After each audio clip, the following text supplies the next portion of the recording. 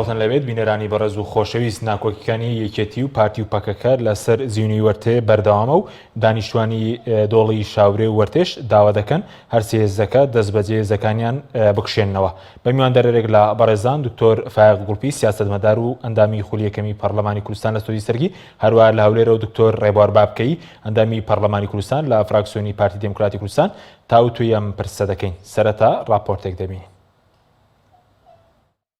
ناکۆچیەکانی پارتی و یەکێتی و پەکەکە لەبارەی زیینوی وەرتێ بەردەوامە و دانیشتوانی ناوچەکەش داوا دەکەن دەست بەجێ هێزەکان بکشێنەوە. سەرەتای سەرهەڵدانی کێشەی زیینوی وەرتێکە دەکەوێتە نێوان ناحیەی سەرکەپکان لە قەزای ڕانیە و ناحیەی وەرتێ لە قەزای ڕەواندز دەگەڕێتەوە بۆ ناردنی هێزێکی هاوبەشی پێشمەرگە لە کۆتایی مانگی ڕابردوو بۆ ناوچەکە. وەزارەتی پێشمەرگە دەڵێت ناردنی هێزەکە کاتیە و لە چوارچێوەی ڕێکارەکانی ڕوبەڕووبوونەوەی کۆرۆنایە. ناردنی هێزەکە نیگەرانی یەکێتی و پەکەکەی لێکەوتەوە و بەو هۆیەشەوە یەکێتی و پەکەکە هێزیان ڕەوانەی زیینوی وەرتێ کرد. لە سەروبەندی کێشەکانی پارتی و یەکێتی و پەکەکەش لەسەر ناوچەکە فڕۆکە جەنگیەکانی تورکیا بۆردومانی بارەگای پەکەکەیان لە زیینوی وەرتێ کرد و بەو هۆیەوە 4 گەریلا گیانیان لە دەستدا و 3 دیکەش بریندار بوون. لە هەمان کاتیشدا 4 پێشمەرگەش بریندار بوون. ئێستا لە زیینوی وەرتێ هەریەکە لە پارتی و یەکێتی و پەکەکە بنکەی سەربازیان داناوە و زۆر لە یەکۆ نزیکن و دووری نێوانیان کەمترە لە 500 مەتر. دانانی بنکەی سەربازی و زیندووکردنەوەی دوو ئیدارەی دانیشتوانی ناوچەکەی نیگەران کردووە و داوا دەکەن هێزەکان لە ناوچەکە بکشێنەوە. لە بەیاننامەی دانیشتوانی وەرتێ و دۆڵی شاورێ کە ئاراستەی پارتی و یەکێتی و پەکەکەیان کردووە داوا دەکەن لە ماوەی 48 کاتژمێردا دەست بەجێ هەموو هێزەکان لەسەر زیینوی وەرتێ بکشێنەوە ئاماژە بەوەش دەکەن زیینوی وەرتێ هیچ مەترسێکی لەسەر نییە و کانگای کانە زێڕ و بیرە نەوتیش نییە تاوەکو لایەنە کوردیەکان ململانەی سەربازی تێدا ئەنجام بدەن یان ئامانجی وڵاتە هەرێمیەکانی تێدا بەدی بێنن. دانیشتوانی وەرتێ و دۆڵی شاورێ لە بەیاننامەیەکدا باز لەوە دەکەن بە دوواداچوون بۆ داواکاریەکانیان دەکەن. ئەگەر هات و وەزارەتی پێشمەرگە و یەکێتی و پەکەکە پابەندی داواکە نەبوون، دوای ئەو 48 کاتژمێرە ڕێکارەکانی تری مەدەنی دەگرنە بەر و سڵ لە هیچ هێز و فشارێک بۆ جێبەجێکردنی داواکاریەکانیان ناکەنەوە.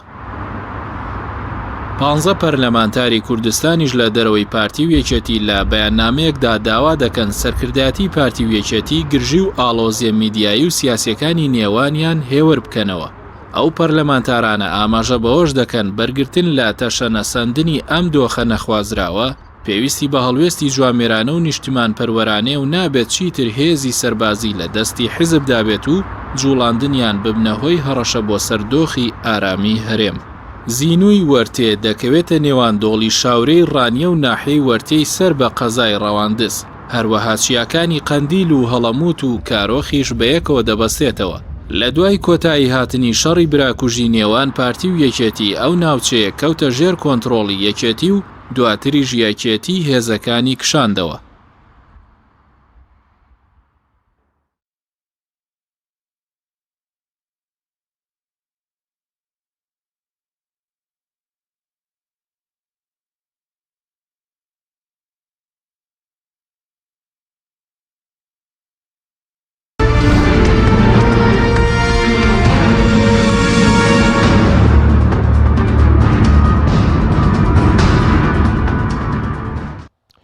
جارێکتر سڵاوتان لەبێت بینەرانی بەڕێز، سوپاس بۆ میوانەکانمان. دکتۆر فایق بەخێر بێنگرت لە بەڕێستانەوە دەست پێ بکەین بە دیاریکراوی گرژەکەی سنووری بڵین زیینوی وەرتێ لەسەر چیە یاخود ئێستا کاتی ئەو گرژیە لە سەردەمی کۆرۆنادا؟ خۆی ئەو گرژی و ناکۆکیانە چەند ساڵە هەیە، ئەتوانین بڵین لە کۆتایی هەشتاکانەوە تا ئێستا هەیە. لەو کاتە پەکەکە لەوێ خەباتی چەکداری دروست کردووە دژی تورکیا و هێزەکانی باشووری کوردستانیش هەن، ململانێ و ئاوا ساردی و لێک سووربوونەوە و شەڕ و پێکدادان تا ئێستا هێناوێتی و چارەسەر نەکراوە. لەبەرەوەی کورد خاوەنی ئەتوانم بڵێم دام و دەستگایەکی نەتەوەیی نییە، استراتیژێکی نەتەوەیی نییە بۆی بەرنامە دابنێت چۆن خەبات بکات، چۆن ڕێکەوتن لە بینی پارچە ژیاجیەکان ئابێت تەنسیق بکەن، هاریکاری بکەن، هاوکاری بکەن تا کۆتایی. ئەوەی ئێستا هەیە ئەوەی کە لە سەردەمی کۆرۆنادا ینی عرفوعادە دوایە هەموو دنیا هاوارەکە گرژی و شەڕ و پێکدادان کۆتایی پێبێت ئەوە بوو لەم ماوەیە بەهۆیەوە کە حکوومەت هێرێمی کوردستان لیوایە کە فەوجێکی بردە ئەوێ لەژێر سێبەری بەرگریکردن لە هاتوچۆی خەڵک بۆ ئەوەی خەڵکی ئەوانەی لە ئێرانەوە دێنەوە باڵین کۆرۆنا نەهێنەوە بۆ هەرێمی کوردستان لیوایەکی بردە ئەوێ بردیە شوێنێک کە مەترسیە لە ڕووی سەربازیەوە بۆ سەر هەواڵانی گەری لە منتیقی زیینی وەرتێ و ناوچەکە ئەو گرژێ دروست بوو ئەو گرژێ دروست بوو کە وای لێ هات دوێنێ پێرە گەیشتە دوودکە پاشەوەی ڕەبایی هەرسێ لایەنەکە هی حکوومەت و یەکێتی و هی پارتی و هی پەکەکە نزیک بوونەوە لە یەکتری ڕژێمی تورکیا بە فڕۆکە لە گەیلاکانیدا سێ کەسی لێ شەهید کردن ئەمە کێشەیەکی گەورەی دروست کرد لە هەمان کاتیشدا بردمانی کەمپی مەخموری کرد تورکیا سێ ژنی فەقیر کە توانێت چوو نەڵم لای حیوان بوون قنگر هەڵکەنن چی بوو ئەوانە بە شوێن ژیانی خۆیان نەگەڕاون سێ ژنیش لە مەخمور شەهید بوو یعنی لێرەدا مرۆڤ بۆی هەیە هۆکاری سەرەکی و گرژەیە یعنی خۆی هۆکاری سەرەکی ئەم گرژەیە بە قەناعەتی من تورکیا چکە خۆی بۆچی تورکیا پەیوەندێکی بە تورکیاوە ینی تورکیا بۆ خۆی بۆ نمونە ئێستاکە ئەو بەردەوامە لەسەر شەڕەنگێزیەکانی خۆی لە سووریا لە عێراق لە هەرێمی کوردستان لە لیبیا ئەمە سیاسەتی ئەردۆغان و هاوپەیمانەکانیەتی لەوێ لە تورکیا بەشێکی بەر باشووری کوردستان کەوتووە هاوپەیمانی هەیە لە باشوور ئەتۆ تاپان هاوپەیمانی هەیە تۆ سێری کە لەو کاتانە کە ئەم گرژێ لەوێ دروزە بێ سێری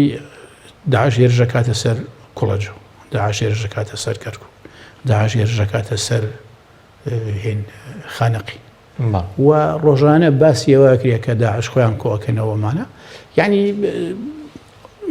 معقولە تۆ ئەو بیاوێت لێرە پێشمەرگەی پارتی و یەکێتی و پەکەکە هەموو مەشغوڵ کاپێکەوە بۆی لە خوارەوە داعش بتوانێت دەستی خۆی بوەشێنێ چکە ئێمە بینیمانەم هێزانە کە ئێستا خەریکە شەڕەکەن هێزی باڵێن یەکێتی و پارتی و پەکەکە لە سەردەمی هاتنی داعشە هەرسێکیان بێکەوە هەر شوێنێک فریاکەوتن شەڕی دژی داعشیانە کرد لەبەرەوە زۆر تەوەقوعکرێ ینی بە شێوەیەک لە شێوەکان دەستی تورکیای تیابێ بەڵام خۆشبەختانە تا ئێستا شتێکی وا نەبووە کە چەند خەڵک نیگەرانە بێژگە لەوانەیە کە ئەو پێشمەرگانە و گەریلایەنە شەهید بوون پێتر هیوادارم ئەم مەسەلەیە ناڕزایی خەڵک ناڕزایی کۆمەلگای نێودەوڵەتی ناڕزایی هەموو لایانی پەیوەندیدار بە و مەسەلەیەوە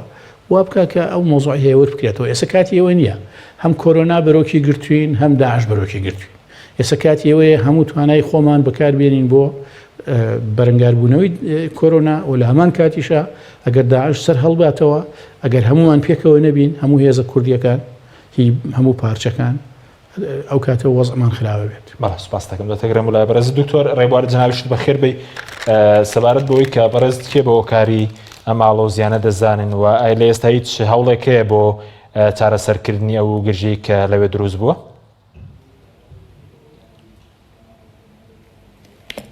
هەڵبەت ئەو بارودۆخی کە لە زیینۆی وەرتە هاتۆتە پێشەوە پێمان وایە کە بارودۆخێکی خەڵقێنراوە ئەم بارودۆخە لەلایەن هەندێک لە پەرلەمانتارانی یەکێتی یان هەندێک کەس لە ناو یەکێتی نیشتیمانی کوردستان بە بیانووی سیاسی بۆ مەرامی سیاسی و بە بەرنامە ڕێژی پەنایان بەو بابەتە بردووە گیناهیت بە هیچ شێوەیەک جاربجار کە ناوی پارتی دێنن لە ڕاگەیاندنەکانی خۆیانە بە هیچ شێوەیەک پارتی لەم گرژیەدا بوونی نییە بەڵکوەوەی کە هەیە حاڵەتێکی زۆر سروشتی و زۆر موسەساتیەوە بە بڕیاری حکومەت هەرێمی کوردستان تەنانەت بە بڕیاری وەزارەتێک کە وەزیرەکەی لە یەکێتی نیشتیمانی کوردستانە هێزێکی سەر بە وەزارەتی پێشمەرگە نێردراوە بۆ زیینێوەرتێ بۆ بابەتێکی دیاریکراوە و لە کاتێکی دیاریکراوە بە پێ ڕاگەیەنراوەکەی خودی وەزارەتی پێشمەرگە هاتووە ئەم بابەتە خۆتان نەزانن بابەتی کۆرۆنا کە هێقەی گرتوین سەرچاوی سەرەکی بڵێن بەڵاوبوونەوەی پەتای کۆرۆنا ئێران بوو لە ئێرانەوە هەندێک خەڵک کە دزەی کرد بۆ نێو خاکی کوردستانە ئالەوێ تەشەنەی کرد و دوجار تەواوی شار و شارچکەکانی کوردستانی گرتەوە لە ئێستادا پێم وایە گەورەکردن و بە شەماعکردنی ئەم پرسە واتە پرسێک کە لە حاڵەتێکی ئاساییدا هێزێکی مؤسساتی کە ماخواستی هەموو هێزولانە سیاسیەکانە بەڵکو خواستی کۆمەڵی ئیسلامی و یەکگرتووی ئیسلامیشە کە لە ئێستادا لە ئۆپۆزیسیۆنن کە هێزی سەربازی مؤسساتی بنێرنە هەر شوێنێک کە پێویست بێ حکوومەتی هەرێمی کوردستان بیجوڵێنێ. من پێم وایە ئەمە مەرامێکی سیاسی گەورەی لە پشتەوە بە بەرنامە ڕێژی لەلایەن هەندێک کەس لە یەکێتی نیشتیمانی کوردستان و بە تەحدیدی هەندێک پەرلەمانتاری یەکێتی کە لەسەر ئەو بابەتە زۆر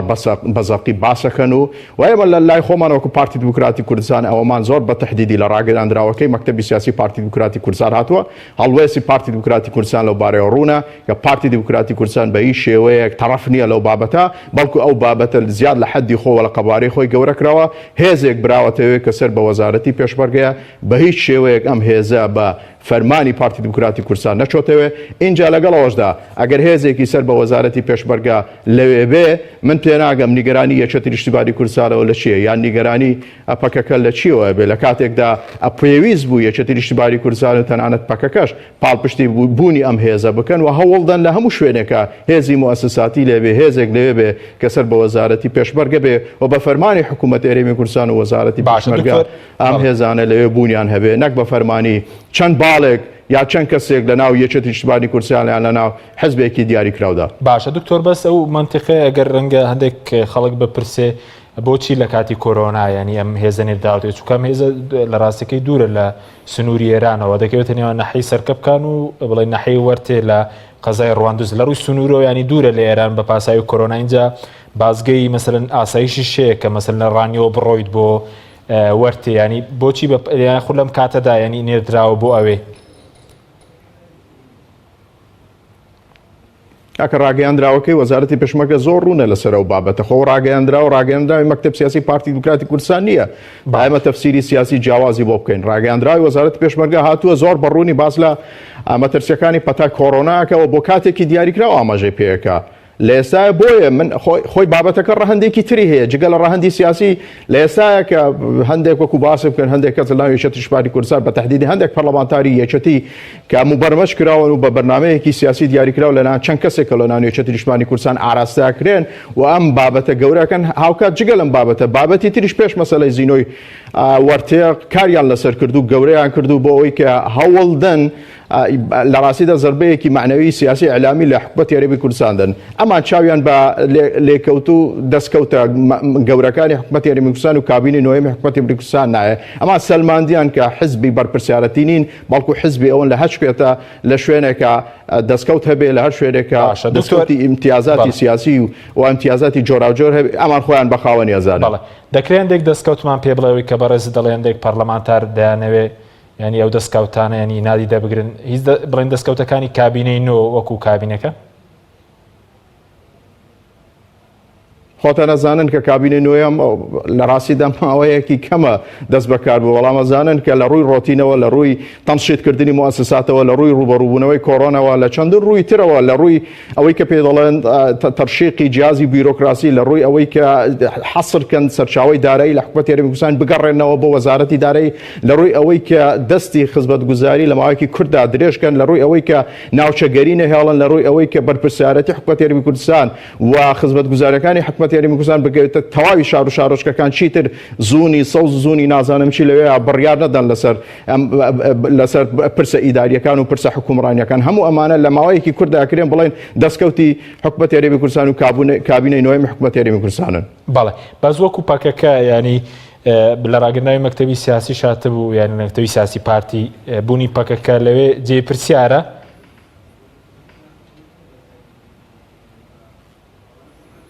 کاک حەکیم خۆ دەزانی کە پەکەکە لە ڕاستیدا هێزێکی نایاساییە بوونی لە هەرێمی کوردستانە و هێزێکی نادەستوریە بە یاسای بەرکارەکان لە هەرێمی کوردستان و بە پێی دەستوری عێراقیش و ئەو یاسانەی کە لە حکوومەتی عێراقیشە بەرکارن. پەکەکە بوونێکی نایاساییە، نە لە یاسا بەرکارەکان لە هەرێمی کوردستان دانراوە بە هێزی پەکەکە و بوونی پەکەکە لەم شوێنانەکە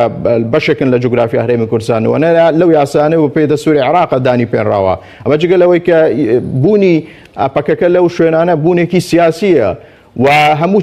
لە هەموو کاتێکدا بیانوێەوە خاتە بەردەستی هێزی تورکی فاشست بۆی کە زیان بە خەڵکەی بگەێنێ کە لەم شوێنانە نیشتەجێن. بۆیە بە هەموو شێوەیەک بوونی پەکەکە لەوەیە کە ئەسڵان ئەمە جێگەی پرسیارەوە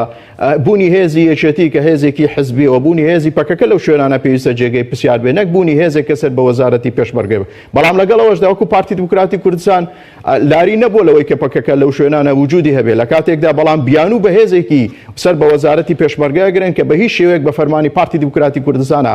ئەم هێزە نەجوولێنراوە بەڵکو بە فەرمانی وەزارەتی پێشمەرگەکە وەزیرەکە لە یەکێتی نیشتیمانی کوردستانە ئاوە جێگەی نیگەرانی ئێمەیە لە کاتێکدا کە یەکێتی نیشتیمانی کوردستان ئەوە هەڵوەسەی لەسەرەوە کرد کە بوونی پەکەکە لەو شوێنانە کە بوونێکی نایاساییە پێویست نییە پەکەکە لەو شوێنانە بوونی هەبێ بەڵکو پێویستە پەکەکە سەنگەرەکانی خۆ بگوازێتەوە بۆ باکووری کوردستان بۆی کە چیتر خەڵکی کوردستان تووشی بەڕاستی سەر ئێشان نەبێت لە بەرامبەر ئەو هێزی داگیرکەری تورکیاەوە بەرامبەر بەو هێزەی کە تورکیا دەیجوولێنێ ناوە لە زیان ئەگەینێ بە خەڵکی سڤیلی ئەو شوێنانە. سوپاس دەکەم دکتۆر تۆش پێ دوایە ئەمە هەوڵێکە بۆ ینی بۆ ئەوەی کاک دکتۆر دەڵێ لێدانە لە کابینەی تازە چونکە ئێستا هێزاوە بەخشەکەش باز بکە هێزی هەوە بەشی پارتی ویکێتیە بەس فەرماندەی لیواکە پارتیە بڵێن بەرپرسی فەوجەکە یەکێتی. والله ئەمە ینی فعلەنەوەی کە ڕێبواری هەڵێ وایە ئەمە ئەو هێزی کە ڕۆشتەوە هێزی وەزارەتە هێزی وەزارەتە تێکەڵەیە ینی پارتی وەکێتیشی تێدایە خۆی وایە بەداخەوە ینی ئەوەی کێشەکانی ئێمە ئەوەیە حیزبایەتی تەسک دەمارگیری حیزبایەتی لە پێستمانەوە تا مۆخی ئێسقانەکەمان ڕۆشتووە ینی لیوایەکی وا و هێزێکی نەتەوەی تری واوانە هەر لە دیدی حیزبایەتی وی خوێنینەوە مەسانی ئەوەی پارتیەوە ئەوەی یەکێتی و ئەوەی وانە بواە بۆچی وای لێ هاتووە ئەم مۆزوع ینی گەورە کراوە هەموو لایەکان حەقی خۆیانە ینی بە تایبەتی برادرانی پارتی کرێکەکانی کوردستان گەریلاکان خوانە لێ بنەوە مەبەستیەوەیە کە مەسلەی نایاسایی خۆ ئێمە هەندێک کێشە هەیە بە یاسا چارەسەرەکرێ هەندێک بە دەستور چارەسەرەکرێ هەندێک کێشە هەیە سیاسیە ینی هاتنی پەکەکە بۆ ئەوێ و پەکەکە لەوێەوە ئەو بڕوا پەیوەندی بە کۆمەڵشتیکەوە هەیە ینی ئایدۆلۆژیای پەکەکە چۆنە ئایا هەڵوێستی دەوڵەتی تورکیا چۆنە ئایا پەکەکە هاتووە بۆ ئەوەیە قازانجی بۆ باکووری کوردستان هەیە قازانجی بۆ باشووری کوردستان هەیە ئەمە کۆمەڵی مەسەلەن ئەتوانین مناقەشەیان بکەیت بەلای منەوە شتێکی باشە لەوێن ئەوانە ڕەنگە دکتۆرۆکو دکتۆر ڕەنگە خەڵکیش بڵێن ینی کێشیان بۆ خەڵک دروست کردوێ بۆ ئەزانم ئەمە ڕاستە ئەوانە ینی خۆ تۆ هێزێکی سیاسیت ئەو هێزە سیاسیە کە ئیژەکە کە بەرنامەی هەیە وەکو چۆن پزیشکێک نەشتەرگەریەکە نەشتەرگەریەکە ژیانی نەخۆشەکە لە مەترسی ڕزگارەکە بەڵام نەخۆشەکە ئازاری پێگا نەخۆشەکە خوێنی لێت نەخۆشەکە ئەڕشێتەوە تا کۆتایی ئەمەش وایە ینی پارتی کرێکانی کوردستان لەو کاتەوە کە دروست بووە سەرەتا ویستێتی خەباتی سیاسی بکە ڕێگەی پێنەدراوە هەمویانیان زیندان کردوون ئاوارە بوون دوایی خەباتی گەریلایان هەڵبژاردووە ناچار بوونەوە خەباتە بکەن خەباتی گەریلایان هەڵبژاردووە زروفێک هاتوۆتە پێشەوە لە تورکیا نەیانتوانیەوە بنکە و بارەگادایان لە شوێنی کە دایان ناوە لە ڕابردووە هێزەکانی باشووری کوردستان هێزەکانی ڕۆژهەڵاتی کوردستان و ئێسەژەوە ماوەی چەند ساڵێکە ئەو هێزانەی باکووری کوردستان لەو ناوچانە بنکە و بارەگایان داناوە ئەو ناوچانە ناوچەی سەختن هیچ یەکێ لە حکوومەتەکانی ناوەندی عراق نەیتوانێت کۆنتڕۆڵی بکات لە ڕابردووە لەبەرەوە ئەمە ئەمری واقعە ئەمە شتێکە وای لێ هاتووە بەڵام ئێمە چۆن بتوانین چۆن قازانجیان هەیە بۆ هەرێم بەڵێ ئێمە چۆن بتوانین تەمە لێکدانەوەی جیاوازی لێکرێتەوە مەسەن برادەری وا هەیەڵێ پەکەکە بیانوایاتە دەستەوە بۆی تورکیا هێرش بکاتە سەرمانوانە منیش دەڵێم وانە ئەگەر سیرکە کاک دوو حاڵەتە بۆیانمەوە حاڵەتی یەکەمیان بەڕێز عەبدوڵڵاوجەران لە لێکدانەوەکانیان زۆر باسی ئەو مەسەڵانەکە ئەڵێ ئەگەر ئێمە نەبوونایە ئەگەر پەکەکە نەبووایە تورکیا قەت اعترافی نەکرد بە هەرێمی کوردستان ناکرد بەڵکو لە ماوەی چەند ڕۆژێکا هێرشی بۆ کرد و لە ناویە برد ئەمە مۆزوعەکە یعنی کە تورکیا ئەبینێ ئێستا دەستکەوتێک هەیە لە باشووری کوردستان و حرەکەیەکی سیاسی بەو شێوێژەیە لە باکووری کوردستان بیرکردنەوەیەکی کەی هەیە زۆر بەیان هەساونیان کردووە هەساونەوەیان کردووە کە پشتیوانی لە باشووری کوردستان بکەن بەڵکو لە ڕێگەی باشووری کوردستانەوە سنوورێک بۆ پارتی کرێکەکانی کوردستان دابنێن و تا ماوەیەکیش باشووری کوردستان کەوتە ناو ئەو تەڵەیەوە تەڵی چیانی بۆ نمونە تەڵەی دژایەتیکردنی سەربازی پەکەکە چەندان هێرش و پێکەوە هێرشیا و بەش بۆینی بەشێک لەو هێرشانە باوکاری ینی پارتی تورکیا و پارتیوەکێتی بڵە چەند جارێک ینی مەسەڵەن بۆ نمونە ساڵی 92 ساڵەکانی کەس هاوکاری هەواڵگری ئەو هاوکاریە ئێستا لە ئاستی سەربازیان نەماوە بەڵام بەدڵنیاییەوە لە ئاستی سیاسی و هەواڵگری و ئەوانە هاوڵگری هاوکاری تورکیا هەیە بۆ بۆ لێدان لە چۆن ئەگەر نەبێت چۆن فڕۆکەی تورکایەت لە ئەزمر کادیرێکی پەکەکە ئاکوژێ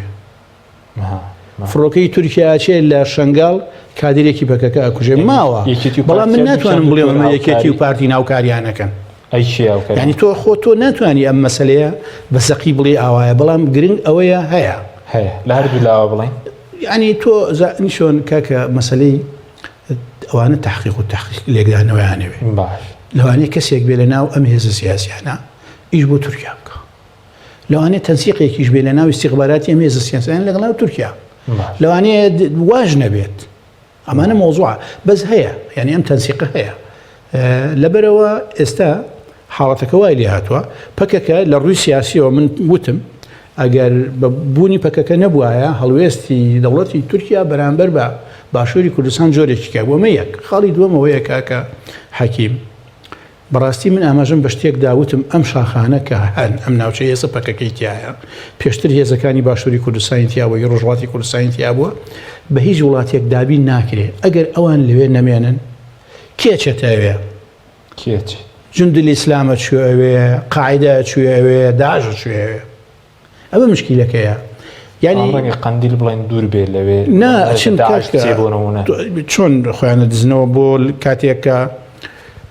ئەو مەفرەزەیی کە تونندڕەوەکانی هێن تەوحید بوو نازام ناویان چی بوو فرانس و حەریریان شەید کرد نەچوونە قندیل بەس برادرانی قندیل 42 ساعتیاندایە تیان ئێرە چۆڵەکەن باشە گیان لێتان نەدەین ئەمانە مۆزوع چۆن ناچن ینی زۆر زۆر شوێنێکی باشە بۆ ئەوان کاکە من یەکشت بۆ بازەکەم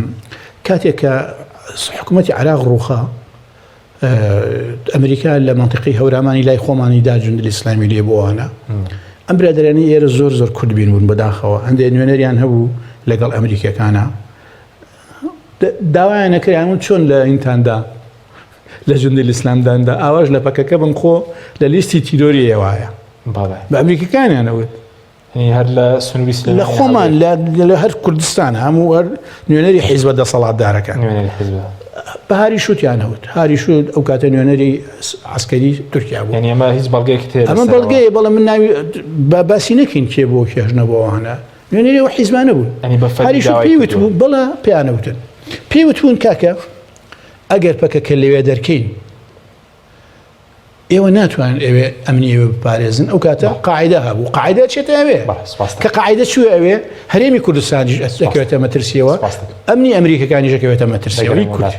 باش دەکەم دکتۆر ڕێبوارگرم و لای بەڕێزت سەبارەت بە ئەوەی کە چی بکرێ ئێستا باشە بۆ هێورکردنەوەی دۆخەکە چووکان بڕۆ لە ڕاگەنراویشدا دانیشتوانی وەرتێ و دۆڵی شاورێ داوا دەکەم ئەو هێزا و بەشەی کە سەر بە وەزارەتی پێشمەرگەیەوە هەم ئەوەی پەکەکە و هەم ئەوەی چێتیش لە ناوچەکە بکشێنەوە. حکیم من زۆرم پێسەیرە ینی خۆ ئەو هێزەی کە سەر بە وەزارەتی پێشمەرگە بوو هێزێکی موسساتیە بە فەرمانی حکوومەتی یاریمی کوردستان جوولێن ڕاوە بەڵکو بە فەرمانی خودی وەزارەتی پێشمەرگە جوولێن ڕاوە خۆ هێزێک نییە لە سۆماڵەوە هات بێ خۆ هێزێک نییە سەر بە تەنزیمی قاعدە بێت تا ترسی لە یەکێتی نیشتیمانی کوردستان و هێزەکە یەکێتی نیشتی بێ لە پەکەکە ئەم هێزە هێزێکی مەشروعیەتی سیاسی هەیە مەشروعیەتی قانونی هەیە پەرلەمانی کوردستان دەنگی داوە بە وەزیری پێشمەرگە پەرلەمانی کوردستان یاسای بۆ وەزارەتی پێشمەرگە دەرچواندووە ئەم دوو هێزەکە یەکیان گرتوتەوە بەشێک چەند لیوایەک لە هێزی هەفتا و هێزی هەشتا ئەم هێزانە ڕەوایەتی یاساییان هەیە و ئەم هێزانە ئەو کە یەکیان گرتوتەوە لە چارچەوەی وەزارەتی پێشمەرگە کۆمەڵگەی نێودەوڵەتی و تەحالفی نێودەوڵەتی دژی داعش مامەڵەی فەرمی لەگەڵ کردوون بەجیا لەگەڵ مامەڵە لەگەڵ هێزەکانی سەر بە پارتی دیموکراتی کوردستان و یەکێتی نیشتیمانی کوردستان ئەمە سەربارەوەی و باسم کردمە خواستێکی هەنۆکەی سیاسی تەواوی جەماوەری کوردستانیش دەخوازن هەم لە هێزە ئۆپۆزیسیۆنەکان هەم لە جەماوەری کوردستان دەخوازن ڕای شەقام و ڕای گشتی دەخوازن کە هێزەکان بە موسساتی بکرێ هێزەکان بە فەرمانی وەزارەتی پێشمەرگە و سەرۆکاتی هەرێمی کوردستان بجوون لێرە نەک چەند باڵێک لە ناو حزبێکی دیاریکرا و وەکو بیانجوولێنێ بۆ مەرامێکی سیاسی جا بۆیە من پێم وایە ئەم بابەتە زیاد لە حەدی خۆی گەورە کراوە لە قەبارەی خۆی گەورەتر کراوە و من پێم باشە ئەگەر بڕیارەکە هەموو هێزی وەزارەتی پێشمەرگە بکشێتەوە با هەرسی هێزەکە لەوێ بکشێنرێنەوە و ئەگەر بڕیاریشە هێزێک هەبێ ڕەوایەتی هەبێ ڕەوایەتی مؤسساتی بێ ڕەوایەتی یاسایی هەبێ بۆ پاراستنی ئەم شوێنەوە پێویستە هێزەی وەسەر بە وەزارەتی پێشمەرگە لەوێ بێ ئەم هێزە دەتوانێت گیانی هەموو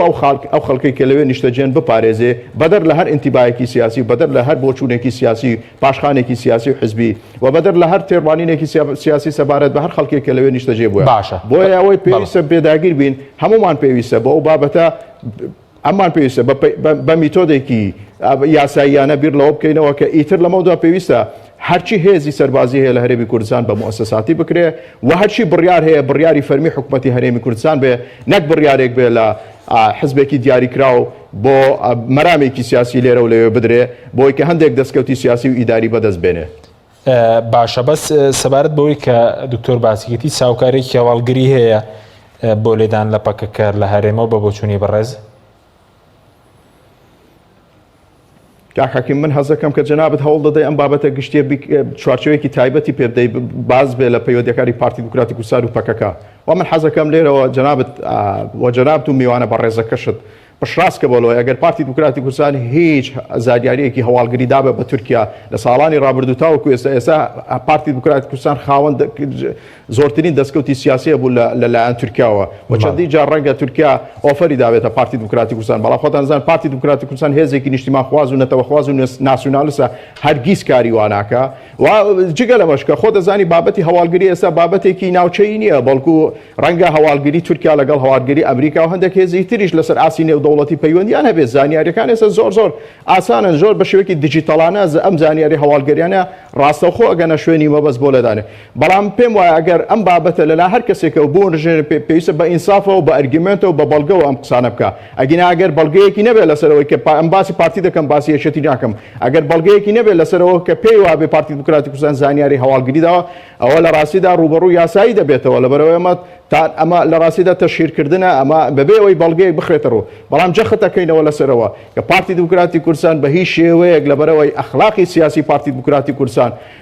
بنەما سەرەکیەکانی پارتی دموکراتی کوردستان کە لەسەری دروست بۆ ڕێگە بە خۆی نادەکا بە هیچ شێوەیەک زانیاری هەواڵگری بداتە هیچ هێزێکی دەرەکی بۆ لەدانی پەکەکان هیچ هێزێکی کوردی باشە بەس سەبارەت بە مەسلەی لەم بارگژیانە سنووری ئیدارەی تۆختر نەکرایەوە دکتۆر لەم بارگژیانێکی ئێستا هەیە یاخود چی بکرێ بەوەی کە ئەم سنووران نەبینێ ئێستا بۆ نمونە لە سەردەمی کۆرۆناش لە سنووری ناحەیە بالیسان و ئەوانە ڕووداوێک ڕوویدا ینی ئەمە ینی کاتی ئێستا کاتی ئەوەیە کە ئەمانە ینی زیندوو بکرێنەوە لە ڕاستیدا ئەم کردەوانە کردەوەی زۆر قیزەوەنن ئەم کردەوە لەلای هەر بەرپرسێکی چ لێ پارتیەوە بێ چ لە یەکێتیەوە ئێمە سەرکۆنەیەکەین ئێمە بە هەموو شێوەیەک پێداگرین لەسەرەوەی کە وێستە بڕیارەکان بڕیاری حکومەتی هەرێمی کوردستان بن ناکرێت بڕیاری بەرپرسێکی ئەو حزب و ئەو حزب بێ بۆیە بەلای ئێمەوە ئەم جۆرە هەڵسوکەوتانە هەڵسوکەوتی ناشرینن هەڵسوکەوتی ناڕەوان هەڵسوکەوتی نایاساین هەڵسوکەوتێکن بۆ مەرامێکی سیاسی لێرە و لەوێ ئەم جۆرە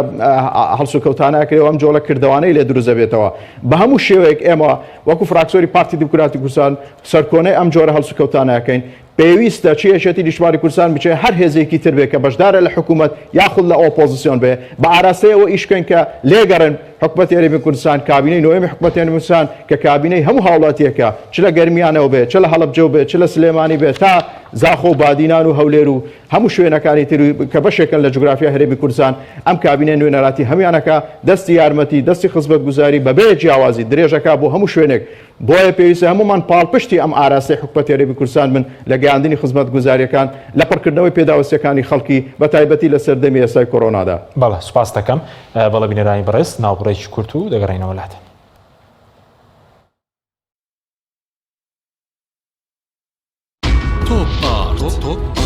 تاکە بریکاری تۆڕی میدیایی کۆمەڵ بۆ دروستکردن و بڵاوکردنەوەی ڕێکلام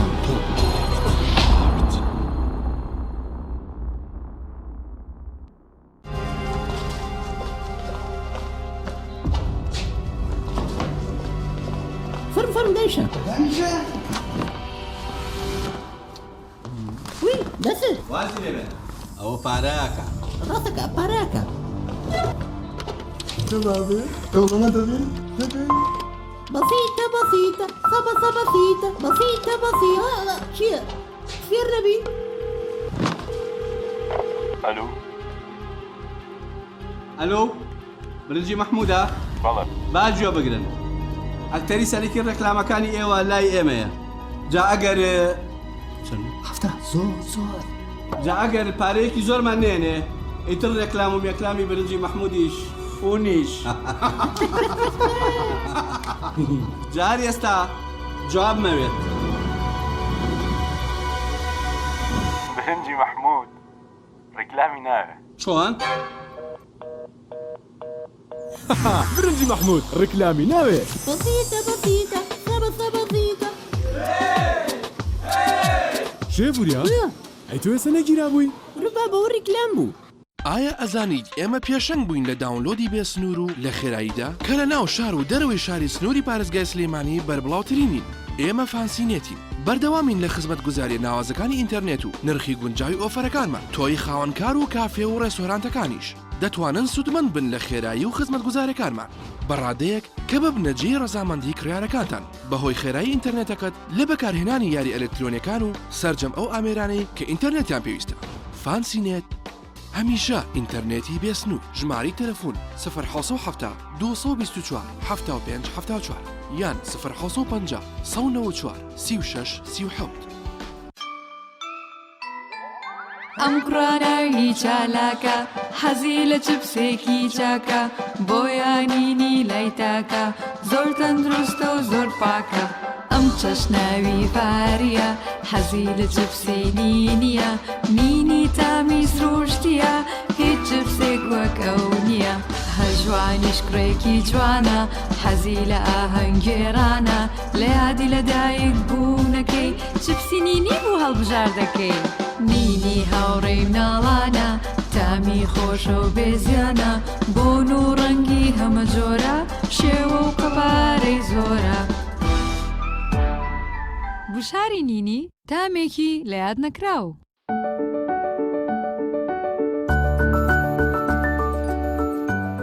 ڕاستە هەستی دایک بوون زۆر جیاواز و چێژبەخشە بەڵام بەرپرسیارەتێکی قۆرسیشە ئەرچی دایک پاراستنی تەندروستی و گەشەکردنی منداڵەکەیەتی باشترین خۆراک بۆ منداڵەکەی شیری دایکە بەڵام لەبەر هەر هۆکارێک دایک نەتوانێت لە شیری خۆی بە منداڵەکەی بدات باشترین جێگرەوە کۆنفیلاکە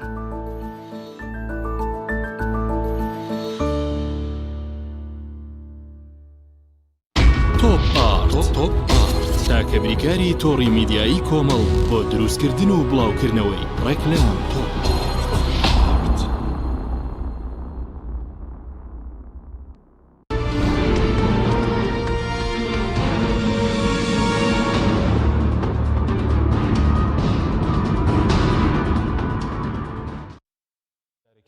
سڵاتان لەبێت بینێرانی بڕێز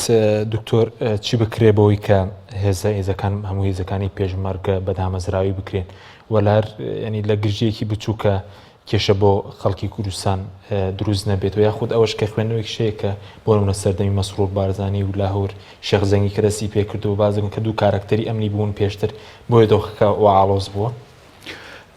زانی چۆنە کاک حەکیم ئێمە میلەتی کورد ئەگەر بەراوردی خۆمان بکەین بە میلەتانی تری ناوچەکە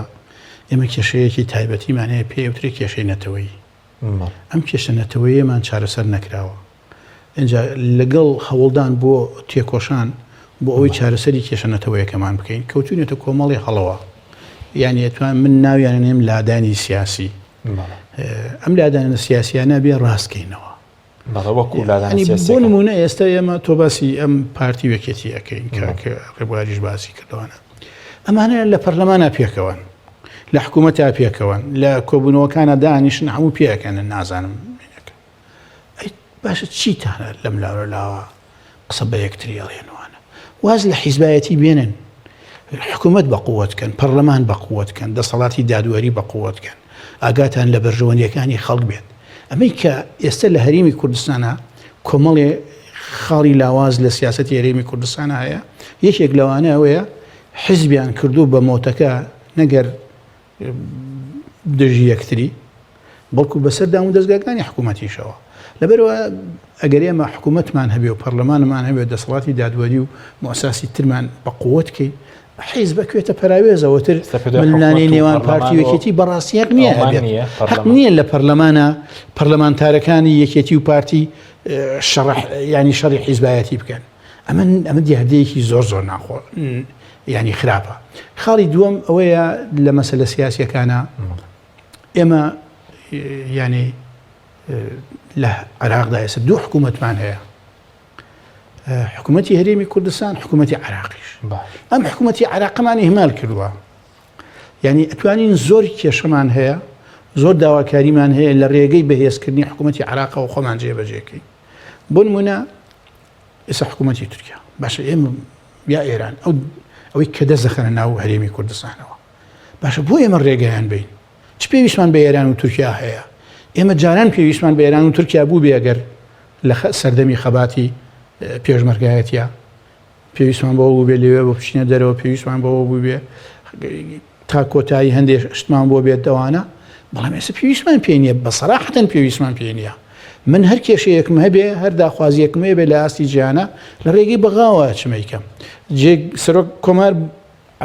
هینە کووردە جێگری سەرۆکی پەرلەمان کووردە جێگری سەرۆکی وەزیرانیش کووردە ئێستا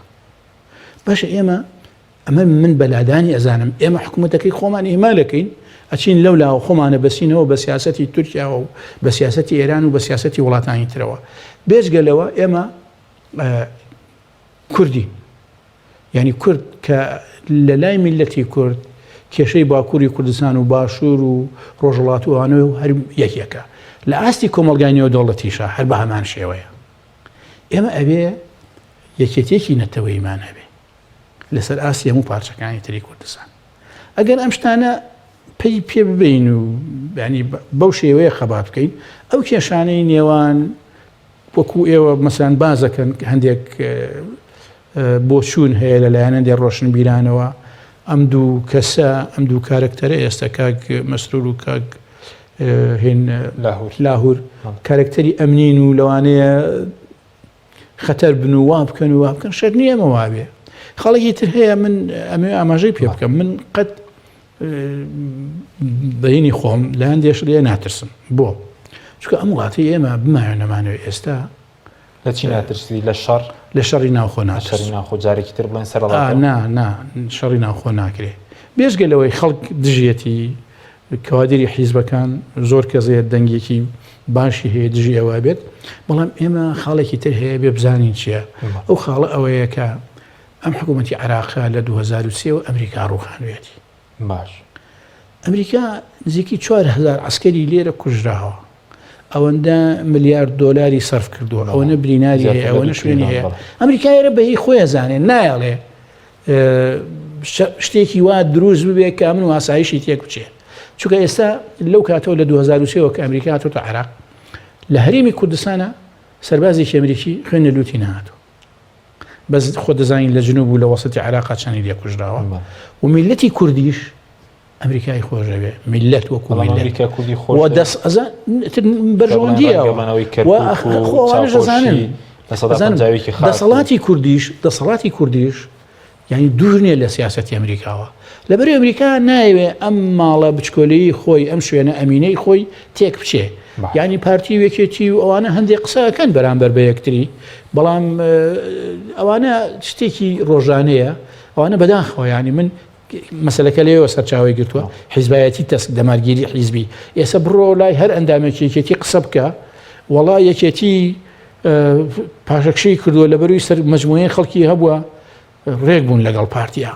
ئێمە بێ دژی پارتی بین کاکە ئەمە مەفهومێکی غەڵەتە تکاکەم لە یەکێتیەکان واز بێنن لەم شتانە بچن خۆیان پەروەردەکەن بچن کێشە ناوخۆیەکانیان چاکەن بچن لەگەڵ میلەتە ئاژ بنەوە بچن لەگەڵ شەهیدەکانە ئاژ بنەوە بچن لەگەڵ کەسێکی وەکو من ئاژ بنەوە ئەگەر باسی ناکەم بزانم لە ماوەی 1-2 ساڵی ڕابردووە چیان لە من کردووە یعنی ئەم شتانە بکەن کاکە لە خەسەخانە تۆ دیوتە دکتۆرێک کە خۆبەخش بێ لە نەخۆشخانەی سلێمانی دەریکەن منیان دەرکردووە ئێستا بۆچی دەریان کردی لەبەرەوەی وتومە ئەو شتانەتان غەڵەتە غەڵەتەکانی کەرتی تەندروستی بەڵێ وەکو چیانی مەسەلەن وتم نەخۆشخانە داخن ئەو نەخۆشخانەیە دامەخن نەخۆشخانەی فریاکەوتنەکە دوو وتم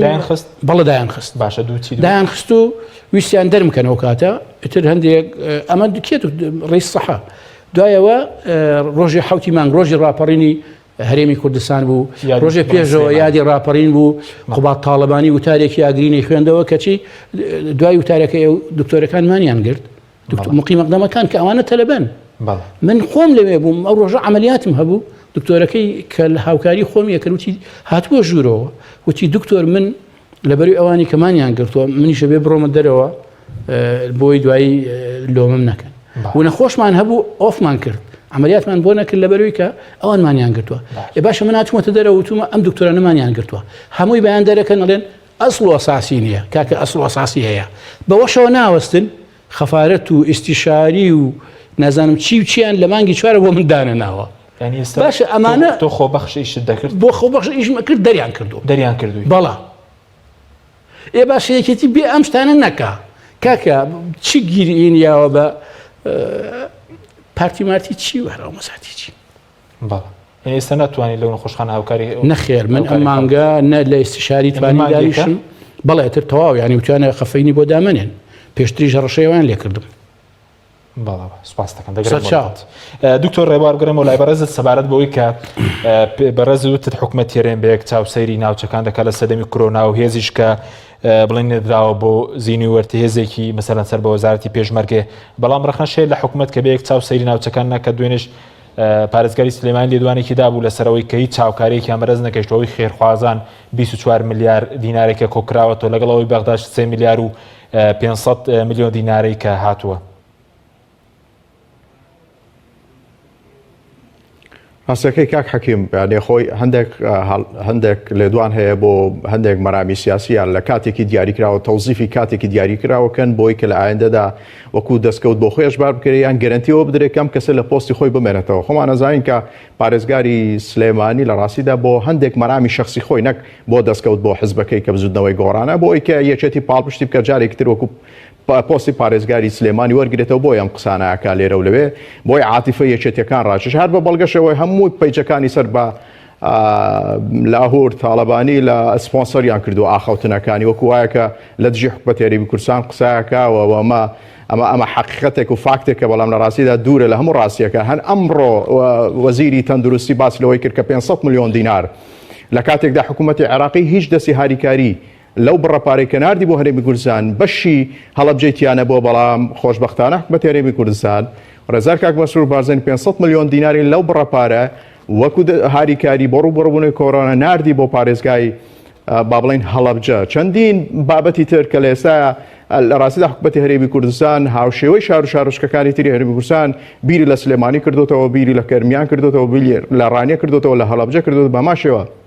باماشەوە حکومەتی هەرێمی کوردستان ڕاگەیاندراوێکی دەرکرد سەبارەت بەو پارێکە کۆکراوەتەوە کە تاوەکو ئێستا هیچ سنتی لە دابش نەکراوە بەسەر هیچ شار و شارۆچکەیەکی کوردستان بەڵکو دیارە ئەمە خۆی حکومەتی هەرێمی کوردستان پلانێکی تایبەتی خۆی هەیە ئەوێ ئەم پارێکە کۆکراوەتەوە و خەڵکە خێرخوازێک ئەم پارەی کۆ کردوتەوە بزانی بە چ شێوەیەک دابش بکە بە چ میکانیزمێک دابش بکە بە چ شێوەیەک داب ئایا بە سەلەی غیزایی دابشی کە یان بە بڕی پارە دابشیکەوە بڕی ئەو پێویستێکە هەرچ پارێزگار پێویستی پێیەتی چەندە بۆی کە بۆی تەرخار بکە بۆیە ئەم بیانوانە لە ڕاستیدا بیانوانە هیچ بە هیچ شێوەیەک ڕاست نین ئەم زانیارانە بە هیچ ڕێوەک ڕاستین بەڵکو بۆ مەرامی کەسی ئەوە کە باسم کرد کە پارێزگاری سلێمانی نەک بۆ دەستکەوت بۆ بزودنەوەی گۆڕان و لە بەرژەوەندی بزودنەوەی گۆڕان بەڵکو بۆ بەرژەوەندی خودی خۆی ئەم قسانەکە بەدی یەکتریشەمەوە بڵێم وەکو پارتی دموکراتی کوردستان هەڵ فەرموو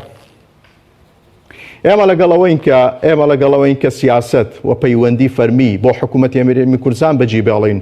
نەک بۆ ئەحزاب کە لەگەڵ ئەم دەوڵەت و ئەم دەوڵەتیانە حاڵەتێکی ئاسایی ئەگەر حزبێک لە هەرێمی کوردستانە پەیوەندیەکی ئاسایی لە چوارچەوەیەکی یاسایی لەگەڵ حزبێکی دیاریکراو لە وڵاتانە هەبێ ئەمە حاڵەتێکی زۆر ئاسایی چونکە لە سەردەمی ئێستا گلۆبالیزیشنە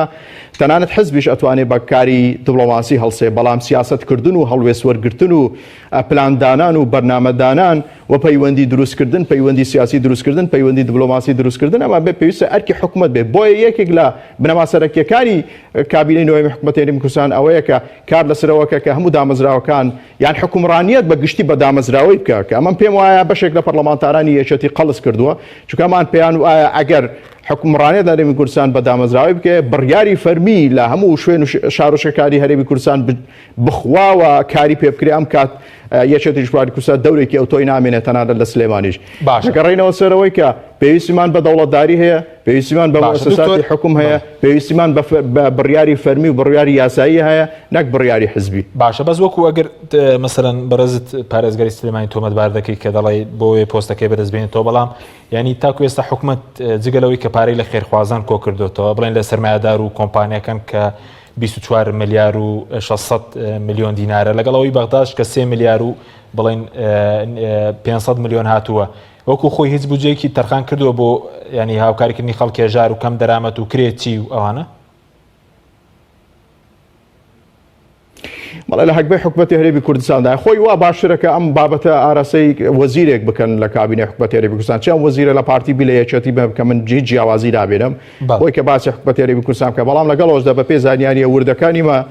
پێمان وایە کە لە دەستپێکی ڕوبەڕووبوونەوەی کۆڕۆنا خۆتان ئەزانن کە لە چەندین لێدوان لەلایەن بەرپرسانی حکومی هەرێمی کوردستان دەرکرا سەبارەت بەوەی کە حکوومەتی هەرێمی کوردستان لە هەکبەیدایە کە بودجەیەکی تەرخان کرد بودجەیەکی زەبەلاحیش بوو تەرخانی کرد بۆ ڕوبەڕووبوونەوەی کۆڕۆنا ئەم بودجەیە بە شێوەیەکی یەکسان دابەش کرا بەپێی پێویستیەکان بۆ سەر هەموو شار و شارۆچکەکانی هەرێمی کوردستان دابەش کرا بەبێ جیاوازی بێ جیاوازیەوەی کە ئەمە هەولێرەیە ئەمە سلێمانی ئەمە دۆڵک ئەمە گەرمیانە ئەمە هەڵەبجەیە و ئەم حقیقەتە ئەم فاکتە تەنانەت ئەتوانن لە خودی وەزیرەکانی یەکێتی ریشخواری کوردستانش کە لە کابینەی نوێما پشکدارن ئەتوانن لە ئەمان بپرسن کە ئەمە حقیقەتێکە کەس ناتوانین نکۆڵی لێ بکە و حقیقەتێکی تریش فاکتێکی تریش ئەوەیە کە خۆتان ئەزانن بۆ مەسەلەی ڕوبەڕووبوونەوەی کۆڕۆنا حکوومەتی هەرێمی کوردستان لە ڕاستێت زۆر پیشەیانە زۆر پرۆفشنانە هەر لە دەستپێکی سەرهەڵدانی ئەم پەتایە لە هەرێمی کوردستان دەستی کرد بە هەندێک ئیجرات ئەم ئیجراتە وای کرد کە زیانێکی مادی بە خودی حکوومەتی هەرێمی کوردستان بکەوێت چونکە داخستنی داوامەکان و داخستنی با بڵێن ڕاگەاندنی قەدەغی هاتوچۆ وای کرد کە لە 170 بۆ 75 داهاتی ناوخۆی حکوومەتی هەرێمی کوردستان کەمکاتەوە بەڵام لەگەڵەوەشدا حکوومەتی هەرێمی بەهامرۆیەکانی لە بەرچاوگرت نەک بەها مادیەکان و بەرژەوەندی مرۆی خستە پێش بەرژەوەندی مادی خۆی چی کراوە بۆ هەژاران بە کورتی چووکە خەڵک ڕەنگە بڵێ هەر نابێت سزن بکرێت دەبێ خۆ شتێکی شەوێ بۆ هەژاران ئەوانەی کە کاریان لە دەستداوە چووکات تەنها 250,000 پرسیارێکی زۆر لە جێیە ئەگەر بە کورتی بێ سپاس دەکەم پرسیارێکی زۆر بەجێیە کاکەکەم خۆتان ئەزانن کە لە کۆبوونەوەی ڕابردوو حکوومەتی هەرێمی کوردستان یەکێک لە بڕیارەکان بڕیاری ئەوەیدا کە لە سەبارەت بەوەی کە کرێنشینن بڕیارێک بدرێت پێویستە حکوومەتی هەرێمی کوردستان باری ئەو کەسە باری دارایی ئەو کەسانێک لە حاڵەتی کرێنشینن کەم کاتەوە و بە شێوەیەک لە شێوەکان یارمەتیاندا بەڵام تاوەکو ئێستا میکانیزمی ئەم بڕیارە دیار نییە و نازانن ئەم بڕیارە بە شێوەک دەچێتە بواری جابەجێکردن ئەمە خۆی لە خۆیدا دەرخەری ئەم ڕاستەیە کە حکوومەتی هەرێمی کوردستان بیری لە هەموو چین توێژێکی کردوتەوە کە بەهۆی پەتای کۆڕۆنا زیانی پێکەوتووە زیانی مادەی بەتایبەتی شەریحەی موچەخۆر بەتایبەتی تریش ئەوانەی کە کاسبکارن ڕۆژانە قوتی کەسوکاریان لەسەر شەقامەکانەوە بەدەستێنن کە ئەمە زەرمەندی یەکەمی بڵێن جەنگی کۆڕۆنان لە هەرێمی کوردستان دکتۆر زۆر سپاس دەکەم دکتۆر کاتمان زۆر کەمەوە بەس هەندێک خوێندنەوە هەیە کە دەڵێن ئەم گرژێکە زیینوی وەرتێ زیاتر دەکرێت بۆ شاردنەوەی کەیسی مەسەلە مستەفا سەلیمی کە مەسەلەن پارتیکی تۆمەت دەبێتەوە ئەو پێشمەرگەش کە وتیان پێشمەرگەی ڕۆژە و لە لیبیا دەستگیر کراوە بۆ شاردنەوەی کەیسانە شتێکی وا لە ئارا خۆ ئەو مەسلەی زیینی وەرتێ پێش مستەفای سەلیمیش هەبوو مەسلەی پێشمەرگی ڕۆژیش خۆ لە لیبیا بووە یعنی خۆ تۆ ئێسەی وا هەیە ئێمە یەکێتی وای کردووە ئەو مەسلەیە بۆ وارێ وانە مۆزوعەکان خۆی شتەکان هەندێکی لە ڕاستە موعامەرە هەیە بەڵام هەندێشە دێ بە سوتفەیە ئیتر کە سوتفەیە لەبەر ئێمە متمانەمان بە یەکترینیە لایەنە سیاسیەکان دژایەتی یەکتریەکەینەی قۆزینەوە دژی یەکتری ئەوە مەسەلەکەیە هیوادارم باش بەس بۆ حکوومەت چی بکە کە سەدەمی کۆرۆنایی چی کردو بۆ خەڵکی هەژار یاخود چی بکات مەسلەی هەندێش دووش دێ لە کۆرۆنا خۆشبەختانە ئێمە ناوچەی ڕۆژهەڵاتی ناوەڕاست و ئەفریقا و ئەوانە من بۆ چوونێکمە بوو وەکو پزیشکێک کە نەخۆشی لە هەموو شوێنێک وەکو یەک بڵاو نابێتەوە لە ئەفریقا و لە شەرقی ئەوسەد کەس بوو کەم بڵاو بوویەوە زۆر کوشندە نەبوو وەکوی ئەمریکا و ئەوروپا و چینەوەوانە بەڵام ئەوە لەوانەیە هەندێک مەلاریا ئێستا لە ئەوروپا قەت مەلاریای نەدیوە مەلاریا تا ئێستا کوشندەترین نەخۆشیە لە ئەفریقا هەندێک شدەیە تا ئێستا نەدۆزراوەتەوە جیناتە ئەو هەوایە خواییە هەر جۆرێک بێت بەڵحاڵ ئەمە وایە بەنسبەت هەرێمی کوردستانەوە ئەوەی کە کردیان حکوومەتی هەرێمی کوردستان دابڕانی خەڵک ئەوە شتێکی باش بوو ئەوەی وەزارەتی تەندروستیش کردی شتێکی باش بوو یانی کردیان بە شێوەیەکی گشتی خراپ نەبووە و من لەو مەسلەیە یعنی ناوێم حکوومەت شکستی خواردووە حکوومەت کێشەکەی لەکوێیە ئەو خەڵکە کە دابڕاوە ئیشی نییە ئیمکانێتی مادەی نییە موچەکەشی لە کاتی خۆیان نایەتێ یا هینی ناکاتەوە تاویزی ناکاتەوە ئەمە کێشەکەی حکوومەتە لە مەسلەی کۆرۆنای ئەگینا بۆ مەسلەی ئەویشانی وەزارەتی ناوخۆ ئەویشانی وەزارەتی بەڕێی من شتێکی باش بوو بەڵێ پێویست بە درێژکردنەوەی خەدەغای هاتوچۆی نەکرد ئەزانی چۆنە کردیان ینی کردویان ئەڵبەتە ینی پێویست دەکا لێکدانەوەیان هەیە یعنی تۆ ئێستا مەسەلەن وەزارەتی تەندروستی لایەنی پەیوەندیداری با بڵێن پسپۆڕە لەو شتا کە داوای کردووە درێژ بکرێتەوە ئەڵبەتە مەبەڕاتی هەیە بۆ خەڵکە هەژارەکە بە کورتی ئەبەی خەڵکە هەژارەکەی تعویز کردایەتەوە حکوومەت ئەمە لێرە غەڵەتەکە لێرایە کەم و کوڕیەکە لێرە سپاس دەکەم زۆر سپاس بۆ بەرزان دکتۆر فایەگوڵپی ئەندامی کوردەکەی پەرلەمانی کوردستان و سیاسەت بەدەر هەروە لاولێرە دکتۆر ڕێبوار بابکەی ئەندامی پەرلەمانی کوردستان زۆر سپاس بۆ بینێرانی بەڕێز سپاس بۆ کارم تا بەرنامێکی دیکە خواتان لەگەڵ